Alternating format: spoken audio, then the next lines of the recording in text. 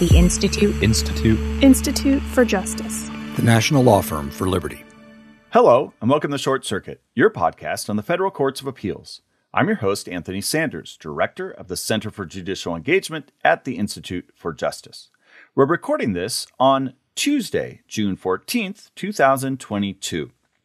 And before we begin our regular programming, with a couple of great cases that we'll be talking about in a little bit, I want to tell you all about an event coming up that we discussed a little bit a couple weeks ago in the Los Angeles area. So if you live in the Los Angeles area, you can come to UCLA Law School on Thursday, June 30th, 2022. The event starts at 10:30. And it goes to about 1:30, and it is a presentation of a new report that we at the Institute for Justice have made with our project on immunity and accountability called Constitutional GPA. Is your government preventing accountability? What it is a scoring state by state of different states' immunity doctrines, both at the federal level, by circuit, and also at the state level, and how your state racks up against other states. There'll be a number of people there, including Anya Bidwell of the Institute for Justice, and some others from IJ, and some outsiders as well. It'll be a great conversation. We'll be discussing the report, and then we're going to have lunch that you are welcome to join in on. And then after lunch, we'll be recording an episode of Short Circuit. So you'll get to see a live recording of the podcast. We'll put a link in the show notes for information into RSVP. But again, if you are in the LA area and you can make it, we'd love to see you on Thursday, June 30th at UCLA. Today, we have a couple cases very far from Southern California. They are from the First Circuit and its famous Courier font. In fact, 129 pages of Courier font. If anyone in the First Circuit is listening, I think the rest of the country is united in saying perhaps Courier has met its time, it had its time, met its maker perhaps, and it's time to move on like other circuits have done. But until that time comes, we will discuss this 129-page case on the use of cameras on polls and whether that is a search under the Fourth Amendment. And then we're going to transition to a case from the Indiana Supreme Court on the Indiana Constitution and separation of powers that has some interesting parallels to some federal cases that some of you may have heard of. So first, I'd like to welcome our new Elfie Galoon Fellow at the Institute for Justice for Freedom and the Constitution. You may be familiar with him. His name is Josh Windham. He's an attorney at IJ, and he's part of our project on the Fourth Amendment. Welcome, Josh. Hi, Anthony. Thanks for having me. So Josh is going to discuss a little Fourth Amendment with this poll case. And after he climbs this greasy pole and comes down again, I'll be talking about what's going on in Indiana. So, Josh, tell us, apparently the First Circuit, which I think is the smallest circuit with only 6 active non-senior judges, it can't make up its mind about whether a search is a search. That's right. I mean, this case, this is a long-awaited case for folks who are kind of following the poll camera litigation that's kind of sprouting up across the country. So folks may be familiar with this issue from an episode of Short Circuit from July 23rd, 2021. My colleague Rob Fromer came on and talked about a case called United States versus Tuggle, which involved, eerily similar facts to the facts in this case. And so if folks kind of want more background on this issue or want a refresher on what, kind of the legal landscape is here, it's worth checking out that episode of Short Circuit from last year. So anyway, this case concerns a Federal Bureau of Alcohol, Tobacco, and Firearms and Explosives, ATF, investigation that started in Springfield, Massachusetts in May of 2017. And ATF agents suspected a woman named Nia Moore Bush of selling narcotics and running guns, that is, selling them without a license, initially by herself, but then once she moved into her mom's house, they suspected her of doing it there as well. And so in order to, learn more information about what was going on, the agents installed a surveillance camera on a utility pole across the street from the home. And they didn't get Moorebush's consent, obviously. They were doing it in secret. They didn't get a warrant, and they didn't claim to have had probable cause or any kind of suspicion at all, really, when they were doing this. They just set up the camera and decided, we're going to see what we can see, right? So from where the camera was located, it had a clear view of the home's side entrance. So not the front door, but the side entrance, which was apparently used, the driveway, and then the garage itself. And so when the garage was open, the camera could see into the garage. And just like in Tuggle, the camera had a number of kind of capabilities that allowed police to, get better views. So they could pan, they could tilt it. The camera could see it. Now, it didn't have night vision, but, it was constantly recording at night as well. And apparently the way it could zoom was pretty powerful. It had the capacity to basically, give you binocular type views of things. And so, the camera recorded 24/7, live streaming to a government website, and then storing all of that data as well to be accessed, retroactively, for about 8 months. And once the agents felt they had enough information or evidence, they arrested Moorebush and charged her with federal drug and gun trafficking crimes. And so, as criminal defendants often do in this situation, when there's what they think is a warrantless search, Moorebush moved to suppress the evidence that was used to, that formed the basis of the arrest. And they argued that, recording and accessing 8 months of 24/7 video footage was an unconstitutional warrantless search. And she said it was a search of her curtilage, because the curtilage is this constitutionally protected area sort of immediately surrounding the home. And there was not really any dispute in this case that what was being recorded was within the curtilage of the home. And so, it's notable how little was actually disputed. There wasn't a dispute about whether a warrant was obtained, whether there was consent. There wasn't a dispute about we didn't have probable cause. There wasn't a dispute about this is the curtilage of the home. Really, the only question in the case was and is, did a search occur under the Fourth Amendment? Because the Fourth Amendment, by its text, protects people's right to be secure in their persons, houses, papers, and effects from unreasonable searches. So this case just sort of turns on, did a search occur or didn't it? And the First Circuit's decision, so let me back up a little bit. The district court ended up granting the motion to suppress, saying that a warrantless search did occur. And it's interesting the context in which that happened, because the First Circuit had a case, a panel decision from 2019 called Bucci, that involved essentially the exact same facts as this case. And it held that, look, a poll camera looking at things that people knowingly expose to the public is not searching you, is not conducting a search for purposes of the Fourth Amendment. And that decision was pretty in line with a number of prior decisions dating back to Katz that said basically things that you knowingly expose to the public are not things that can be searched under the Fourth Amendment. They're things that any passerby could just see by walking by, or, maybe a neighbor looks at you and neighbors can see these activities. And so there's not a search going on here.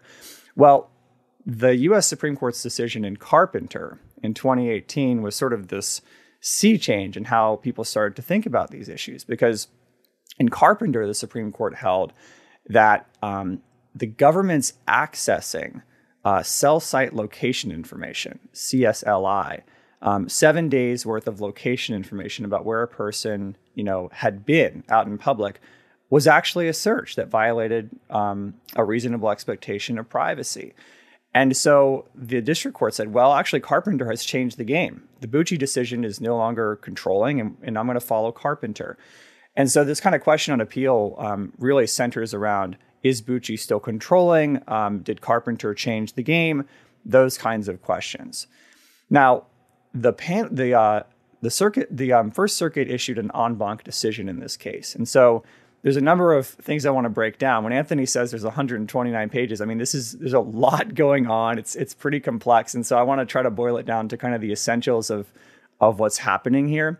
So first of all, there's a per curiam holding that says we're going to unanimously reverse the district court's decision. So All 6 judges on the First Circuit say we're unanimously reversing, but they're deeply divided on the basis for that reversal.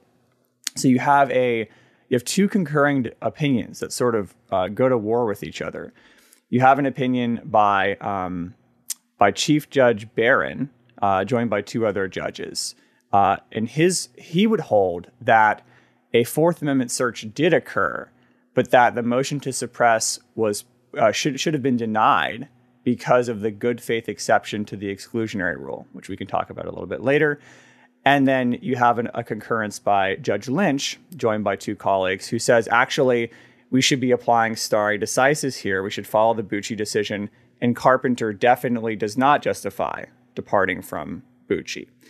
And so maybe we should pause there, Anthony. I want to unpack both those concurring decisions. But is there anything you want to add about the context and kind of setup of the case before we dive into what the concurring judges talk about? Yeah, I think it's just an interesting issue as a side note as to whether Carpenter overruled this specific case or made it that it wasn't law anymore, essentially. Of course, it didn't directly overrule it. And I think I think both sides make an interesting point there. But that's, of course, a little separate from the point of, in this Carpenter world, maybe setting Bucci aside, in this Carpenter world, whatever circuit you're in, how does that change the analysis? Given that before Carpenter, you would instead have a quite different way of looking at the situation. Yeah, actually, before we get into what the concurring opinions say and what their disagreements are, it's worth kind of surveying the lay of the land here. So prior to Carpenter, you had a number of circuit court decisions that actually did address, the use of poll cameras surveilling homes in different contexts. So you had the Sixth Circuit and the 10th Circuit saying that the use of poll cameras in this way is not a search. You have a Fifth Circuit decision saying that it is a search in a context where the homeowner had erected a fence and so maybe had taken some steps to try to preserve privacy. And so there's this question of whether that was a dispositive difference between these circuit court decisions. And most recently, you have decisions post-Carpenter, like Tuggle from the Seventh Circuit that say it's not a search, and cert has been denied in that case. It was denied in February.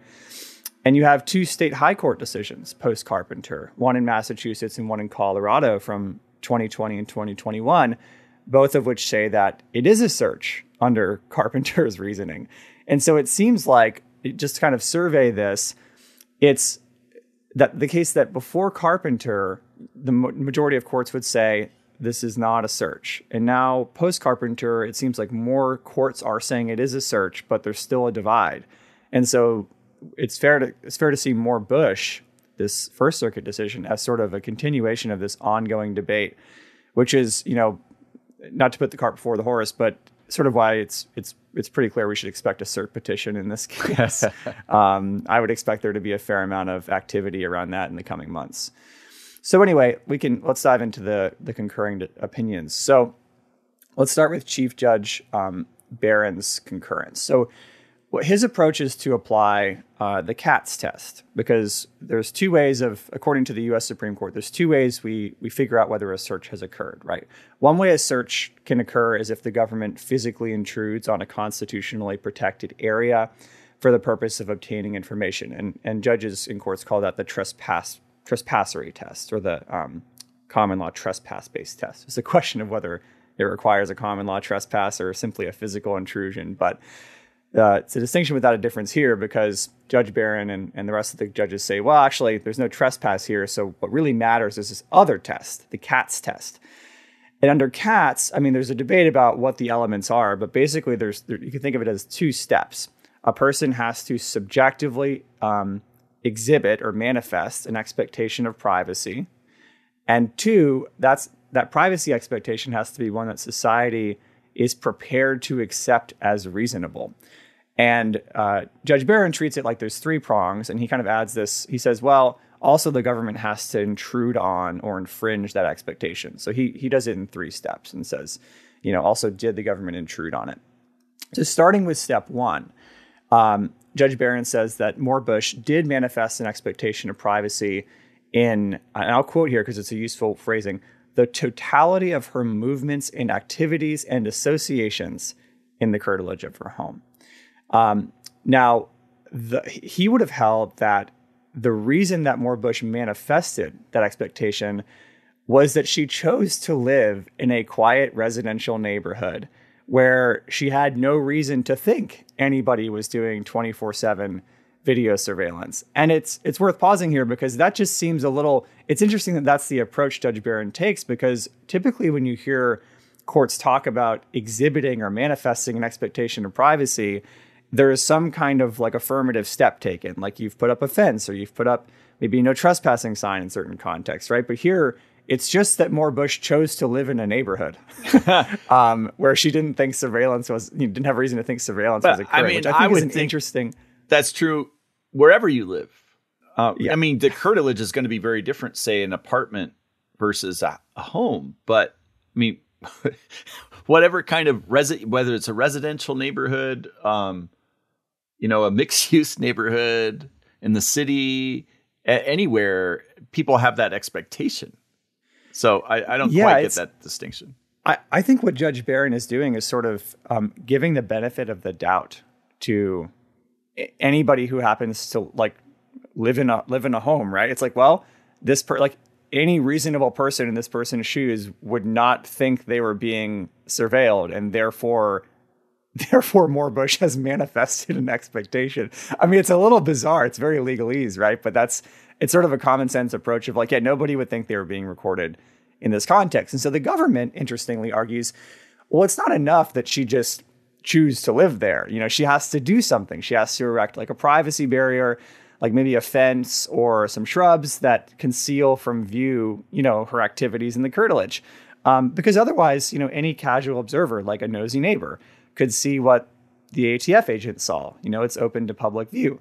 And the concurrence, Judge Barron disagrees. And he basically says, look, there's a huge difference between an expectation against a chance observation when someone's just strolling by or looking out their window or even flying a plane over, right? And long-term targeted and secret surveillance trained on your house for months and months and months. It's just a different kind of thing you would have an expectation against. And second, the Carpenter case, which found a reasonable expectation of privacy in the whole of a person's physical movements in public, according to Judge Barron, didn't require, walking around in disguise to prevent casual observations. And so why would we require someone like Moore-Bush to take steps that clearly weren't required in a case like Carpenter? So Judge Barron's not convinced by the government's argument, and he says the first prong of the Katz test is satisfied. So then we move on to the second prong. And Judge Barron would hold that Moore-Bush's expectation in the whole, or what he calls the aggregate of what went on in her curtilage, was one that society was prepared to accept as reasonable. And I think it's frankly, Judge Barron kind of keys down on this fact that it's more revealing and it's more detailed and it's more intrusive even than what happened in Carpenter. Because in Carpenter, with the CSLI, the cell site location information, we're talking about dots on a map that indicate where a person has been.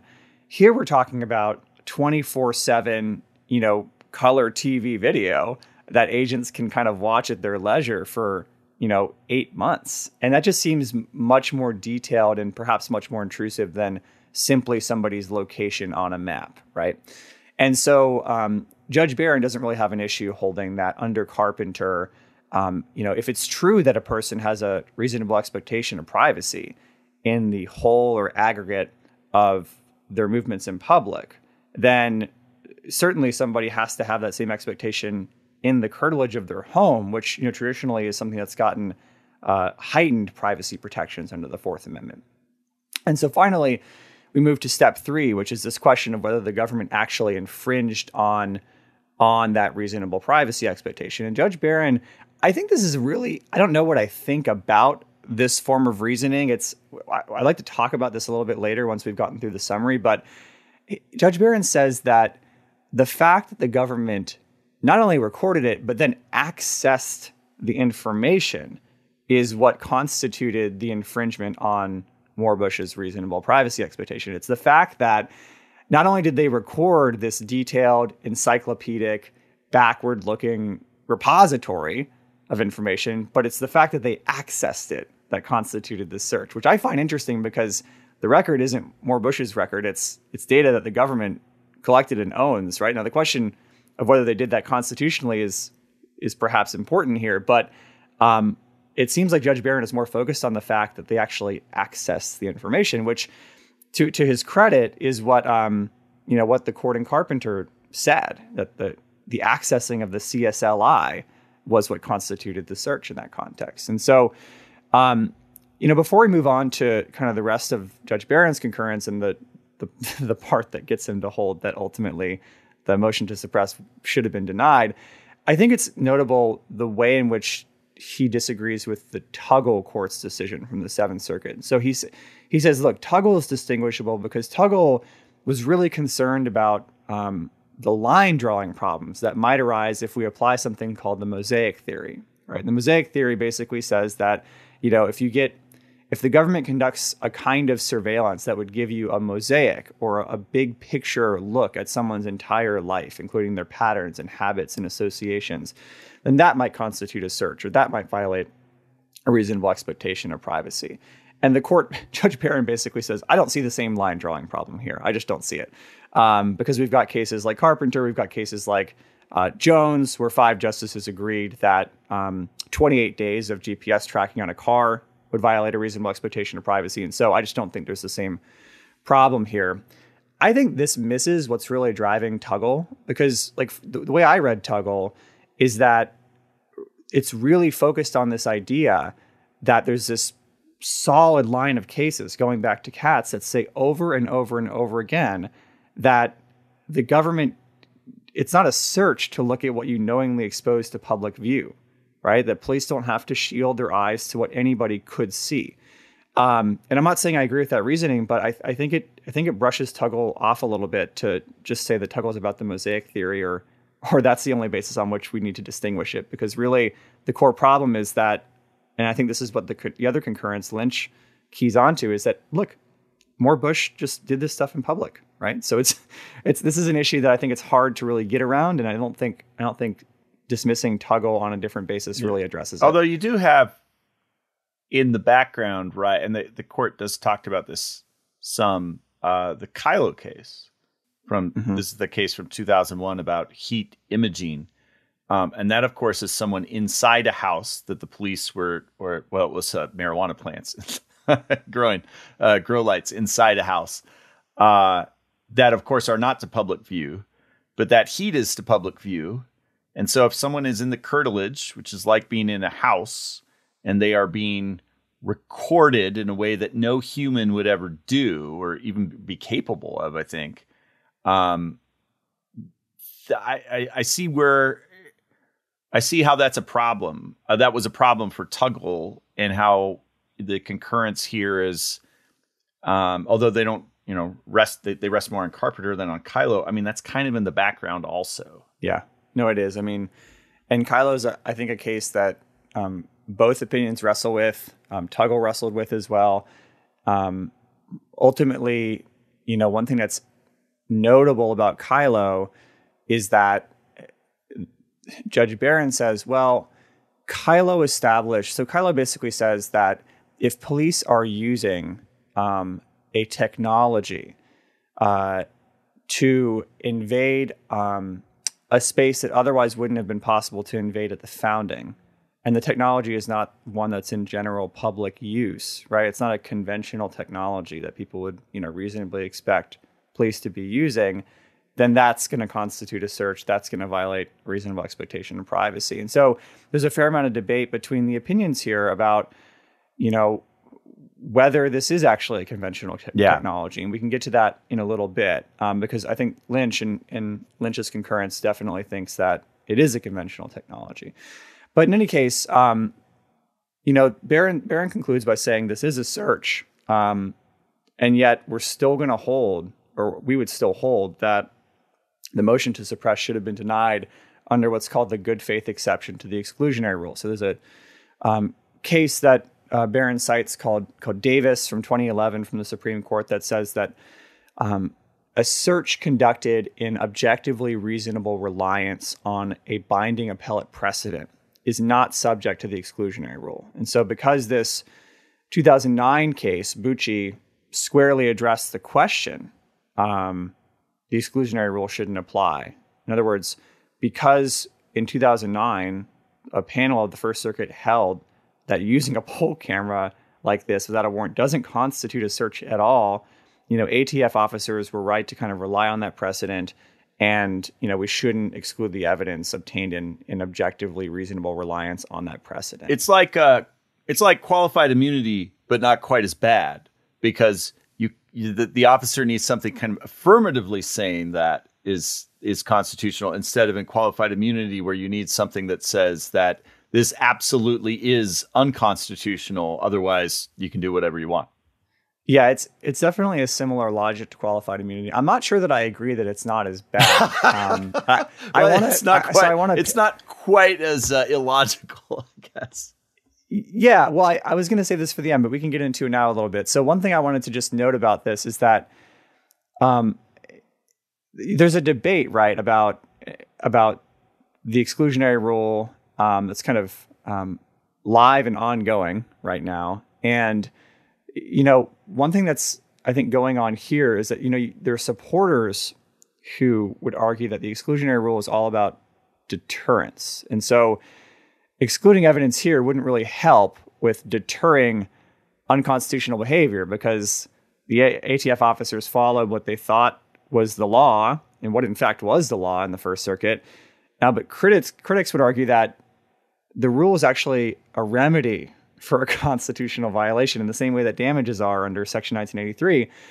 And one that, in the criminal context actually has massive stakes. You either go to jail or you don't. And so if the court is going to say that a violation of the Constitution objectively occurred here, if that's what Barron wants to hold, it can't be that the violation can be used to throw somebody in jail, whatever the subjective motivations or reasons of the officers happen to be. And so it's, there are certainly concerns with applying these, the good faith exception in this context, if it's even legitimate at all. But that's maybe a question for another day. So let's move on to Lynch's concurrence. So Lynch, first of all, Lynch's concurrence is a bit shorter than Barron's. Thank goodness, because the Courier font, like you said, Anthony, is just the brutal. opening concurrence was 99 pages. Yeah. But so Lynch is a little bit shorter, but basically Lynch disagrees on the Carpenter. That's the fairest way to put it. Lynch sees this as a straightforward application of stare decisis, says the court should follow the Bucci decision, and that Carpenter just doesn't justify a different result here. And so the courts that are starting to hold that are wrong. And there's a few, I want to highlight maybe four points from Lynch's concurrence. So one is that Lynch says that there's no subjective expectation of privacy here under that first cat's prong, because, again, Moore Bush exposed all of this to public view and didn't take any measures to conceal it or block it. Now, again, Barron disagrees with that it's even necessary under Carpenter. Two, Lynch disagrees with the Carpenter analogy.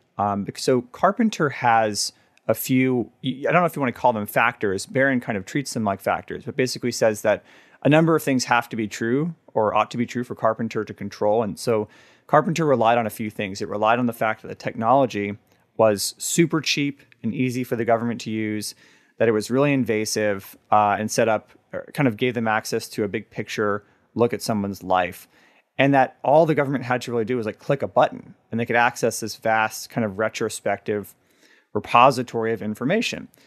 Carpenter also said that the opinion was narrow and wasn't going to disturb conventional surveillance techniques, and specifically including security cameras and the government's ability to use those, free from the Fourth Amendment's constraints. And so obviously Barron disagrees on all of those fronts. And the one I want to point to specifically is the security camera point. So Barron thinks, security cameras are markedly different than poll cameras. And I find that it's an interesting distinction that these judges are trying to draw. But Lynch would say basically a security camera, these have been around for decades. Governments have used poll cameras for decades, including, in the lead up to Carpenter, they were used widely. And so if Carpenter isn't purporting to turn over the apple cart, why would you all of a sudden hold that Carpenter is in fact doing that, right? And Barron's point is actually that surveillance cameras of the sort that are used here have grown much more intrusive and efficient and technologically and invisible, right? Like an old fashioned, security camera from a couple decades ago, you see them. They're sitting there on the pole. If you're a drug dealer, you're probably going to notice it.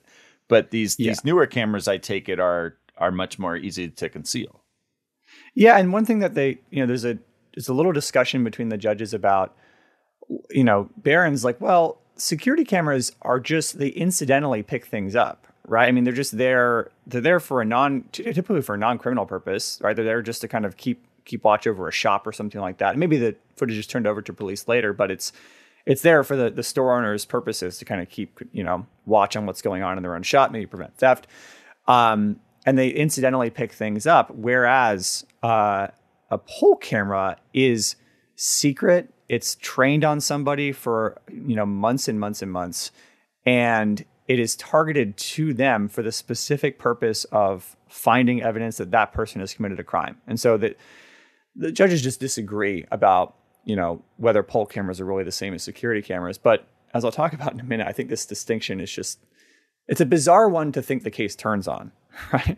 And the last thing I point out about Lynch's concurrence is that Lynch says that, so Lynch disagrees with Barron about the capacities of poll cameras. And I think it's revealing that, Lynch doesn't find what's going on here, the surveillance, intrusive. So in Lynch's view, all of this is sort of knowingly exposed to the public. And, here people actually, unlike CSLI, which detects where you go out in public, and you wouldn't reasonably expect somebody to be tailing you for days and days out in public, you actually do expect that people know you're going to come home every day. You actually do expect that people are going to know that you're constantly meeting people at your front door, for example, when you get mail. And so Lynch actually thinks this is revealing less about somebody than it would if you are kind of tailing them out in public, which I find it's an interesting argument I hadn't heard before, and I'm not sure I agree with it, but it's an interesting point nonetheless. And so that's and there's no discussion of good faith exception for Lynch. For Lynch, this all turns on Carpenter doesn't control. We need to follow Bucci, and so no Fourth Amendment search occurred.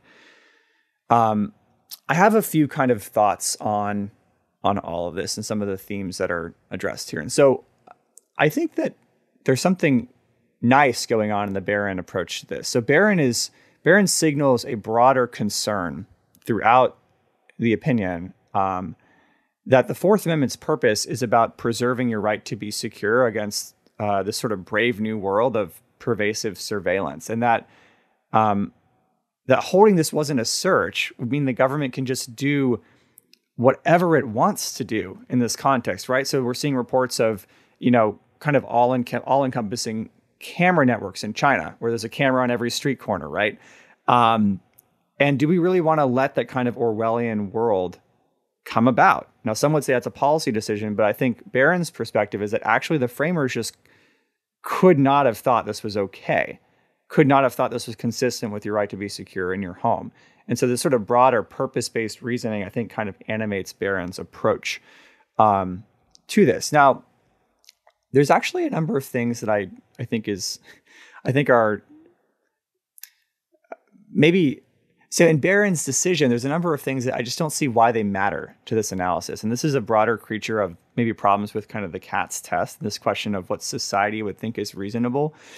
So let's unpack a few of those. So Barron says that, there's this, what matters is whether the government is recording and accessing a repository of information on the whole or the aggregate of somebody's movements or activities. And I just don't know what that means, right? So like, what is the whole of someone's movements? Because inherently, when you're recording a slice of time, you're not recording the other time that you don't record. So it's inherently limited already. It's less than the whole of something broader when you've taken a recording that is finite, right? And then you have the question of, well, the government has to access it. And so how much of the recording does the government have to access for them to access the whole or the aggregate, right? And there's not really a discussion of like how much access has to occur of what was recorded for it to be an access of the whole or aggregate. So it kind of reminds me of, there's some national security cases where these programs that will pick up all phone calls that go internationally or what have you, but they're only when the actual kind of Fourth Amendment angle comes in when you search them. And I think that sometimes you even need to get a FISA warrant to do some of those searches. And I wonder if he kind of has that rubric in the back of his mind that, well, you can pick all this up, but if you never look at the footage, who cares? And it's when you look at the footage that we need to be more careful. Yeah, I mean, it's just bizarre though, because I mean, so there was 8 months recorded here. I don't know how much was accessed. I don't think the opinion goes too far into that. But suppose that, only the last 2 months were accessed, and that information was the information on which the arrest was based, right? Like, it just is. Would Barron have still said it was a search, even though it was only 2 months that was accessed, even though 8 months was recorded, right? It's hard to know what the answer to that is, but it's also, I'm also a little confused about what the search is under this theory, because if the concern is about accessing information about the whole or the aggregate of somebody's movements or activities, then the concern isn't about a discrete recording of a discrete thing. It's actually about an inference that you're drawing from the recordings. And so it's sort of like treating an inference like a search. And I just don't know if that's a thing that makes any sense under the Fourth Amendment. Now, I'm not saying the result that Barron wants to reach is wrong. I just don't know that this theory is coherent, in my view. So to me, this goes back, and this is something that us at IJ have spoken about many times, and perhaps we have different views on, that I see this as a search. I think really what's going on is this a reasonable search, or is it a search where you should get a warrant? And to me, this seems very unreasonable, and you should get a warrant. But I could see how people would disagree on that. But whether it's a search is starting to do violence, to steal a term which usually I think it's pretty stupid to use when you're talking about language, to the word search, because of course they're searching the curtilage with 8 months of surveillance video and arguing for 129 pages over whether this is a search or not, instead of was this reasonable. I think is kind of putting the cart before the horse. Yeah, I mean, this was the theme of the Institute for Justice's brief in the Tuggle. We filed an amicus brief at the search stage in Tuggle, and our argument was that essentially, look, the CATS test is confusing and broken, and what the court ought to do is take this and adopt a more clarifying test. And we call this the ordinary meaning test in our brief, but the idea is that a search, just in normal parlance, and if you look back at the founding era, it was true then as well, search just means a purposeful investigative act directed at somebody or their property, right? And so it doesn't seem at all like a question that if a neighbor was just watching you in this way, that they'd be searching for something. They'd be trying to learn something about you, right? And it's definitely the case that your home and your curtilage are protected, and so it's not an issue of whether they're searching something that's constitutionally protected. Like, they're trying to learn information about you and your curtilage. They're searching for something about you, right? The question about whether it's reasonable or not, I think, is really the salient one here. And so what we have here is a test that just kind of flouts the ordinary and common sense meaning of what this term actually is and says. And that's why I was going to say that, I think it's just bizarre that there's all this discussion between the judges about, how conventional is the camera, or how much of a barrier should someone have to put up? Like, is 5 shrubs enough? Is 6 shrubs enough? Like, it's not obvious why any of this stuff matters to the question of whether a search has occurred, right? Because whether a search has occurred is just, what are the agents doing with the camera? And they're obviously searching regardless of any of these other factors. And one great point I think that the opening concurrence makes is that if this was done by a neighbor under state tort law, in a lot of states, you would have a cause of action. And they list all these cases where someone has done this, and you can whatever the invasion of privacy, private invasion of privacy tort you'd have, you can't do that. And so if you can't do that, if you're a neighbor, if you're the government, you should at least try. You have to get beyond the initial step of, is this a search or not? Yeah, I was going to place a bet with somebody about whether Anthony Sanders would make a comment about the reference to common law torts in this, and you did it. So I should have made that bet. But yeah, so there's the analogy was to the tort of intrusion upon seclusion, which I don't have tons of experience or familiarity with. So I just kind of Googled what are the elements. I'll note for the record, I don't either. But anyway. Yeah, so the elements that I found on a quick search are unauthorized intrusion / prying into a person's seclusion, highly offensive / objectionable to a reasonable person, the matter intruded upon was private, and the intrusion caused anguish / suffering. So that to me kind of sounds like the cat's test, honestly. Right? Was it an intrusion on something that somebody would think was private in a way that was offensive and caused them anguish, basically, which that to me is kind of the gravamen of the cat's test. So it's interesting that to Oren Kerr's point, kind of all comes full circle. Well, we could talk about this case all day, given the 129 pages of Courier font. But instead, I think we'll move on to Indiana, where there was a better font and a better page count. In this recent case that I think anyone who's interested in separation of powers, non-delegation doctrine, that kind of stuff, would be interested to read, even though it's on a state constitutional issue specific to Indiana. The case is Holcomb versus Bray, and it concerns yet again a theme here on Short Circuit, another a case born out of the pandemic. So what happened in Indiana is the governor had issued some emergency regulations. What they are is it's not relevant to the case, but during the pandemic, the General Assembly was out of session, and so it couldn't do anything in response to some of these measures. And so when it came back into session, it wanted to make sure that it could call itself into session when it was out of session in the future. Now, what the law actually says in Indiana, in the Indiana Constitution, is that the General Assembly has wide powers to set its own schedule, but that the governor is the only authority that has power to call a special session. There's a lot of history and background about this that I discuss a bit in a blog post that we'll put a link up to. But essentially, the background is that in way back in our past, in the founding of the country, so before Indiana was even a state, legislatures were thought to be kind of the repository of more of the repository of the people than the executive.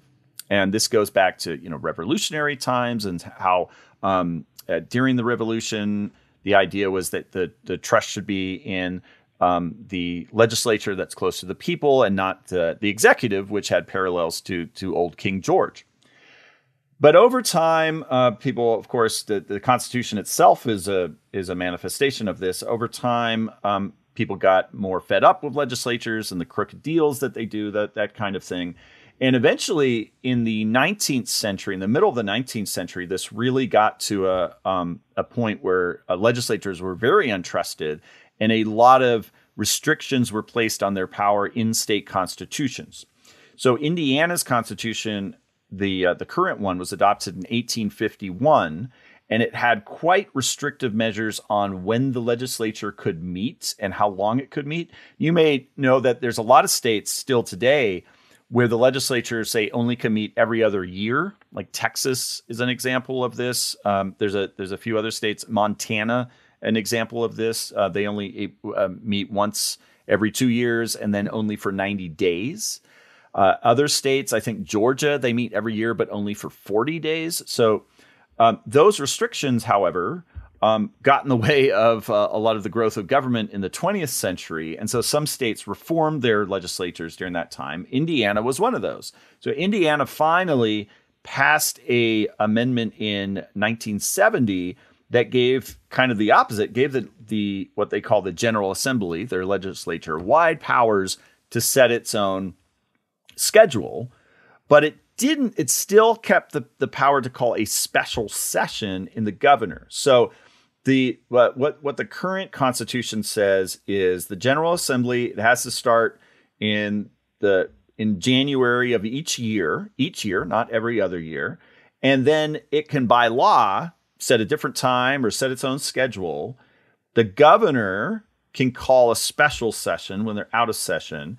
And then, and this is the key phrase, the length and frequency of the sessions of the General Assembly shall be fixed by law. Now, handily, elsewhere in the Constitution, law is defined, and this is in the section, the article dealing with the legislature. Law is defined as a bill passed by both houses of the legislature, and that then is either signed by the governor or they override a gubernatorial veto.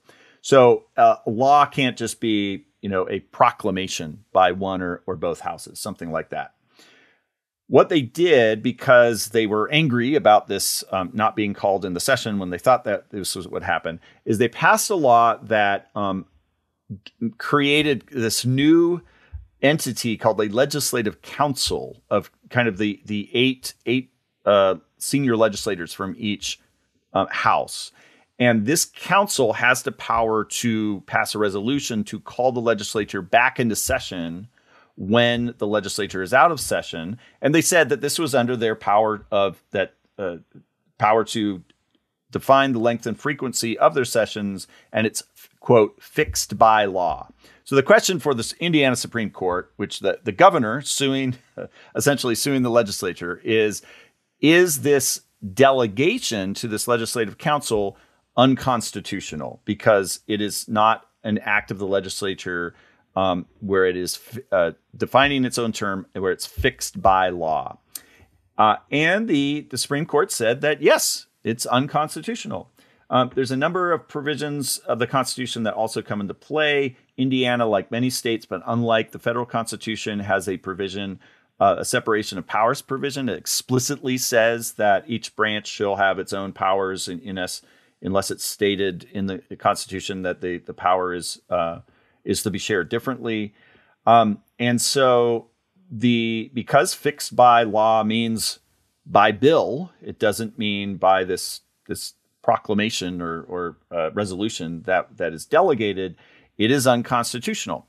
Now, the interesting thing for me about this is not so much the legislature setting its own schedule, but that it's a little bit of an example of the non-delegation doctrine that you hear a lot about these days under federal law, and that the Supreme Court has never done anything about in close to 90 years now, but it's kind of come close a couple times recently with some of the new justices, and so they think that the non-delegation might get a lot more veracity sometime soon.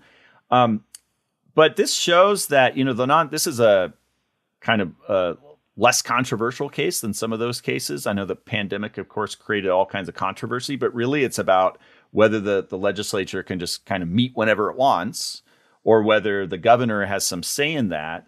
And by trying to get around that through creating this kind of separate entity, they found that no, the legislature can't delegate that. Usually non-delegation doctrine is where the executive itself is, passing laws, we call them regulations, that you might argue should be passed by the legislature itself. So it's not the same instance of that, but it's an example of how the tug and pull between the legislature and the executive can cause the courts to step in and say that the legislature is overstepping its bounds. One other interesting thing from the opinion is that this is an example of how the executives are split in most states, unlike the federal, for the most part, under the federal government. So the attorney general is a separate office, separate elected office from the governor. And the attorney general in this case intervened and said, only I can represent the governor.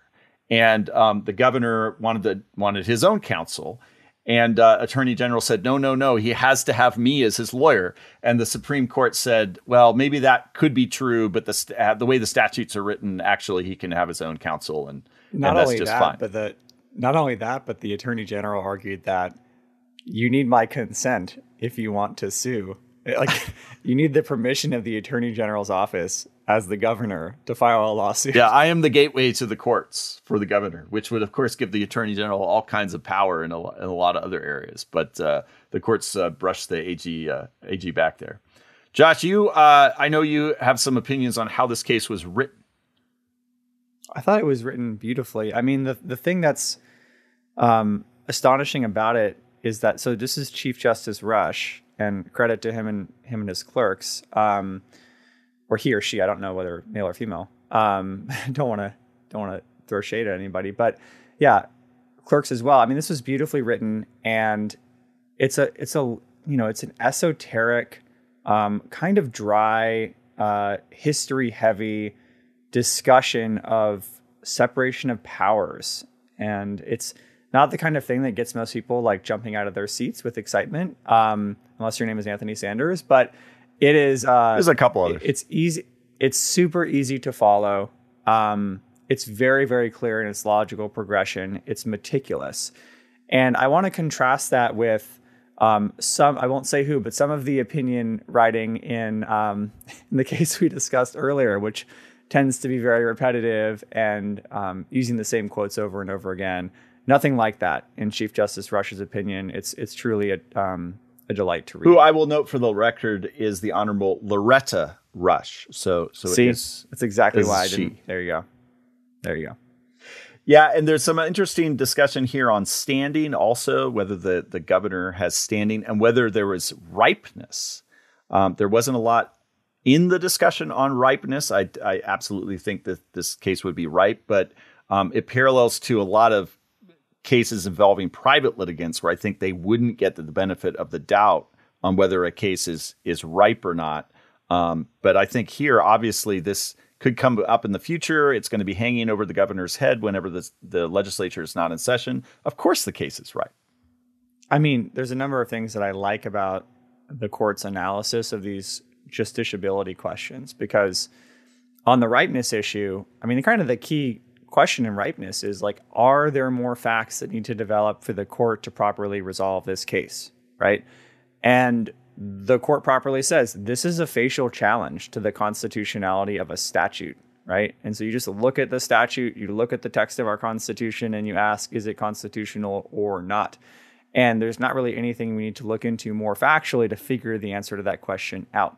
And so it's ripe for judicial resolution.